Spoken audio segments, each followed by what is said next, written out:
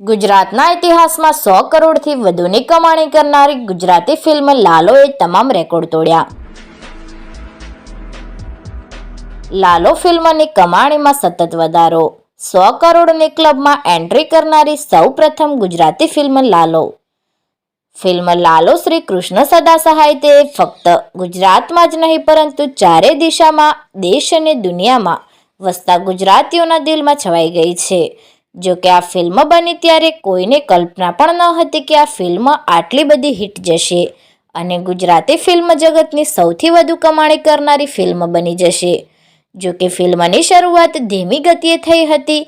શરૂઆતમાં ફિલ્મને લોકોનો ઓછો રિસ્પોન્સ મળી રહ્યો હતો, પરંતુ ફિલ્મ રિલીઝ થયાના થોડા દિવસો બાદ આ ફિલ્મએ જાણે કે રેકોર્ડ બ્રેક છલાંગ લગાવી હોય તેમ ગુજરાતના તમામ થિયેટરોમાં હાઉસફુલના પાટિયા લાગ્યા અને ફિલ્મએ એવી પકડ પકડી કે ફિલ્મ રિલીઝ થયાના અમુક જ અઠવાડિયામાં ફિલ્મ બોક્સ ઓફિસ પર મજબૂત પકડ સાથે આજે પણ મોટાભાગના થિયેટરોમાં હજુ પણ લાલો ફિલ્મના શો જોવા મળી રહ્યા છે.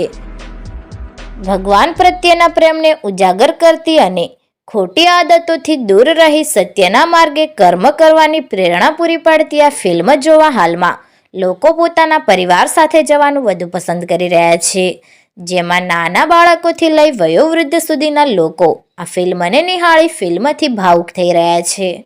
જો કે આ ફિલ્મમાં દર્શકોને સ્ટાર કાસ્ટની એક્ટિંગ તેમજ ફિલ્મના ગીતો પણ ખૂબ જ પસંદ આવી રહ્યા છે, જેમાં સૌથી વધુ કીર્તિદાન ગઢવીના સ્વરે ગવાયેલું મનોરથ જીવતું ગીત હાલમાં ખૂબ જ ટ્રેન્ડિંગમાં ચાલી રહ્યું છે.